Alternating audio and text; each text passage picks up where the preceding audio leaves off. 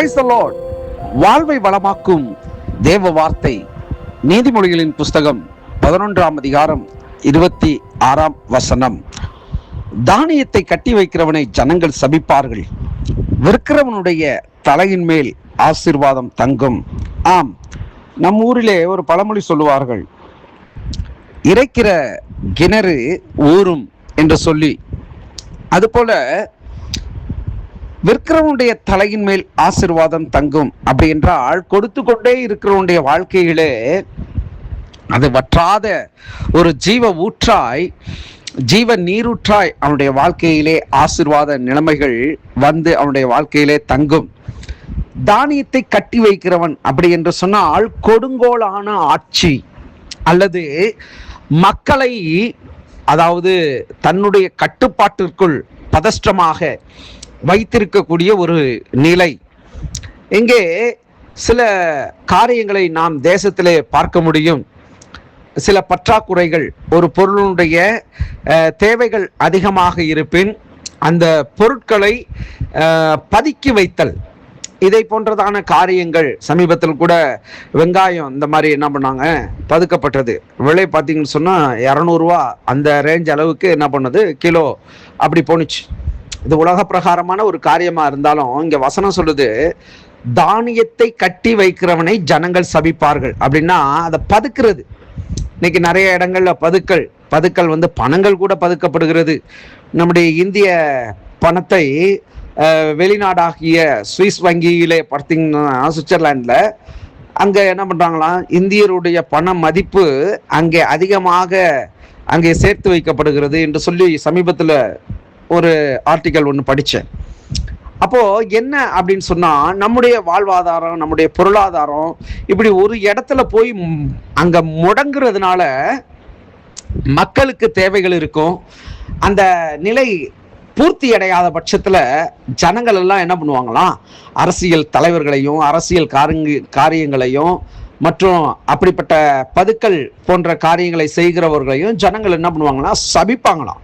வைத்தறிச்சல்னு சொல்லுவாங்கல்ல, அந்த மாதிரி ஜனங்களுடைய பார்வை அந்த மனிதர்களை பார்க்கிற பொழுது இப்படிப்பட்ட தீமைகளை, இப்படிப்பட்ட தீங்குகளை செய்கிறவர்களை மக்கள் சபித்து கொண்டிருப்பார்களாம். ஆனால் வசனம் சொல்லுது அருமையா, விற்கிறவனுடைய தலையின் மேலே பார்த்தீங்கன்னு சொன்னால் ஆசீர்வாதம் தங்குமா.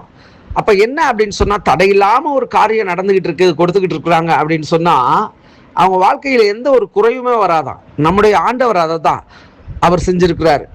அவருடைய ரத்தத்தை சிந்தி நம் ஒவ்வொருவரையும் அவர் மீட்டெடுத்திருக்கிறார். அதுக்கு அடையாளம் என்ன அப்படின்னு சொன்னா, அவருடைய ரத்தத்தினாலாகிய பாவ மன்னிப்பாகிய மீட்பு நமக்குள், அவர்களிடத்திலிருந்து நமக்குள் உண்டாயிருக்கிறது. அப்போ பார்த்தீங்கன்னு சொன்னால், அன்றைக்கு இயேசு கிறிஸ்து சிலுவையில் அறையப்பட்டார், அன்றைக்கு ரத்தம் சிந்தினார். இன்றைக்கும் அவரை விசுவாசிக்கிறவருடைய வாழ்க்கையில் பாவங்கள் மன்னிக்கப்படுகிறது, வியாதிகள் மறையப்படுகிறது, அவருடைய ஆசீர்வாதங்கள் நிச்சயமாக ஒவ்வொரு மேலும் வந்து சேருகிறதை நாம் பார்க்கிறோம், நான் பார்க்கிறேன்.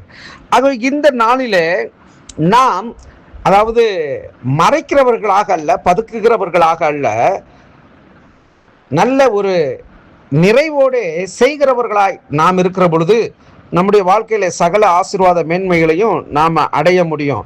ஆதியாகமம் 42:6 பார்த்தீங்கன்னா, யோசேப்பு அந்த தேசத்துக்கு அதிபதியா இருந்து தேசத்தின் ஜனங்கள் யாவருக்கும் விற்றான். யோசேப்பின் சகோதரர் வந்து முகப்புற தரையிலே விழுந்து அவனை வணங்கினார்கள். யோசேப்பு இங்கே விற்றான்னு சொல்லப்பட்டிருக்கு பாருங்களேன். என்ன அப்படின்னா, அந்த நாட்கள்ல பஞ்சம் உண்டாகிற சமயத்துல தானியங்கள் சேர்த்து வைக்கப்படும். அதாவது நான் இப்போ 10 ரூபா சம்பாதிக்கிறேன் அப்படின்னு சொன்னால் 1 ரூபா கவர்மெண்ட்டுக்கு கொடுக்குறேன். இப்போ உள்ள டேக்ஸ் அப்படின்னு சொல்கிறோம் பார்த்தீங்களா, அதை போன்றதான காரியங்கள்ல அந்த நாட்களில் தானியங்கள் எல்லாம் அங்கங்கே சேர்த்து வைக்கப்பட்டு கொண்டிருந்தது. இப்படிப்பட்டதான ஒரு பேரழிவுகள் அல்லது டிசாஸ்டர்ஸ் இப்படி கடந்து வருகிற ஒரு சூழ்நிலையில் குறைவான, அதாவது 50 ரூபா அரிசி அப்படின்னா அதை நமக்கு 5 ரூபாய்க்கு கொடுப்பாங்க. எந்த ஒரு லாபமுமே இல்லாமல், அதாவது கவர்மெண்ட்டுக்கு எந்த ஒரு இழப்பும் இல்லாமல் அதை மக்கள் மத்தியில் என்ன பண்ணுவாங்கன்னா இப்படிப்பட்ட காரியங்களை செய்வாங்க. அதை தான் அன்றைக்கே ஞானமாக யோசேப்பு செய்திருந்தான்.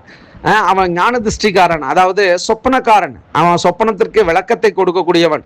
தேசத்துல இத்தனை ஆண்டு வந்து பஞ்சம் வரப்போகுது அப்படின்னு ஜனங்கள் மத்தியில சொல்லி ஜனங்கள் எல்லாரையும் தானியங்களை கொண்டு வந்து களஞ்சியத்துல அவன் சேர்த்து வைத்து கொண்டிருந்தான். அந்த தேசத்துல அப்படிப்பட்ட ஒரு அழிவு வருகிற நேரத்தில், பற்றாக்குறை ஏற்படுகிற நேரத்தில், இந்த யோசேப்பு ஆட்சி செய்த நாட்கள்ல அவன் தானியங்களை எல்லாருக்கும் கொடுத்து விநியோகித்து அந்த இடத்துல அழிவு இல்லாம, வறட்சி இல்லாம, பஞ்சம் இல்லாம பாதுகாத்தானாம். அதான் தேவனுடைய பிள்ளைகள் எங்க இருக்கிறாங்களோ அங்க பஞ்சமும் இருக்காது, வறட்சியும் இருக்காது, இழப்புகளும் இருக்காது. அதுபோல இந்த நாளிலே இந்த வசனத்துல நாம் வாசித்தோம், தானியங்களை கட்டி வைக்கிறவன், அதாவது தானியங்களை பதுக்கிறவன், அதான் சொல்லப்பட்டது. தானியத்தை கட்டி வைக்கிறவன் ஜனங்கள் சபிப்பார்கள், விற்கிறவனுடைய தலையின் மேல் ஆசீர்வாதம் தங்கும் அப்படின்னு சொன்னா, நாம நன்மைக்கான காரியங்களை செய்கிற பொழுது நம்முடைய வாழ்வு வளமாகும், நலமாகும், செழிப்பாகும். செபிப்போம். பரிசுத்தமுள்ள நல்ல தகப்பனே, ஆசீர்வாதமான இந்த நாளிலும் ஆண்டவரே, இந்த வார்த்தையின் மூலியமாக ஆண்டவரே, தானியங்களை கட்டி வைக்கிறவனை ஜனங்கள் சபிப்பார்கள், விற்கிறவனுடைய தலையின் மேல் ஆசீர்வாதம் தங்கும் என்றபடி எங்கள் வாழ்க்கையிலே ஆண்டவரே இந்த ஆசீர்வாதம் முழுமையும் நாங்கள் அடைய உதவி செய்யும். இந்த நாளில் நம்முடைய விசேஷ பாதுகாப்பு எங்களோடு இருக்கட்டும். பொறுப்படுத்திக் கொள்ளும். இயேசுவின் நாமத்தில் ஜெபிக்கிறேன் பிதாவே. ஆமேன், ஆமேன். God bless you.